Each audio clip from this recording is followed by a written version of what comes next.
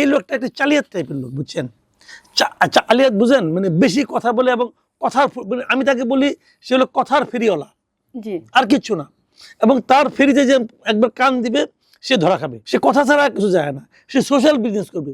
Social business itself এ bogus idea, bogus idea. এর পৃথিবীতে কোথাও নাই। সে কোত্থেকে আমদানি করছে এবং এর দিয়ে কি হয়, তার নিজে প্রায় 30-32টা সোশ্যাল বিজনেস তার নিজের আছে, তার টাকায় করছে।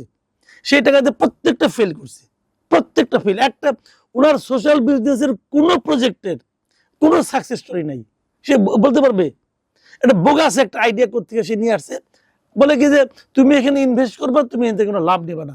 আরে পুঁজির ধর্মটা কি? সেটি ইকোনমিক্সের টিচার ছিল, আমরা কিছু বুঝি না, আমরা মূর্খ।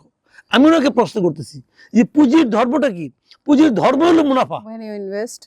মুনাফা ছাড়া কেউ কোনো পুঁজির কোনো মূল্য না, কেউ পুঁজি করে না, ইনভেস্ট করে না। তাহলে সে বলতেছে যে তুমি পুঁজি বিনিয়োগ করবে কিন্তু কোনো মুনাফা নেবে না। ফাজলামি তো, বুঝে না মানে কি? একটা মানুষকে, একটা বয়স্ক লোক যখন বলে, দেখবেন আপনি দাদা দাদি আছে না ফ্যামিলিতে, তো ওই ফ্যামিলিতেও তো একটা আপনার একটা 18-19 বছরের একটা ছেলে আছে। সে দাদা ডাকে, বাবা তুই এদিকে আয়, এসে তার জ্ঞান দিচ্ছে, দেখ এটা হলো মোবাইল, এটা দিয়ে কি হয় না হয়। দাদাই বলে আর ওই বাচ্চা হাসে, কারণ এই দাদা তো জানে খালি রিং করতে, আর কিছু যায় না। এটার যারা 32 রকম ব্যবহার আছে ওটা তো নাতি জানে, কিন্তু মুখের উপর কিছু বলে না।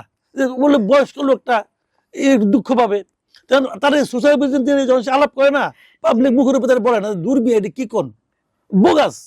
একটা বয়স্ক লোক 84 বছর বয়স, মুখের উপর বলে না, সেও বলে যাইতেছে টাকাটুকু আছে, এই টাকা দিয়ে আবার নতুন একটা বিজনেস ক্রিয়েট করে। কত লোক যে তার কাছে যায় সোশ্যাল বিজনেস করার জন্য, এই একটা থোক টাকা দিয়ে দেয়। টাকা তো কোনো পরিশ্রম করে ইনকাম করে না। ওই যে গ্রামীণ টেলিকম একটা আছে, গ্রামীণ ফোন যা ইনকাম করে তার ওখান থেকে 34% পেয়ে যায়।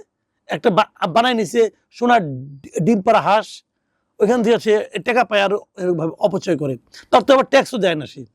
তো এই লোকের কথা বলে লাভ নেই।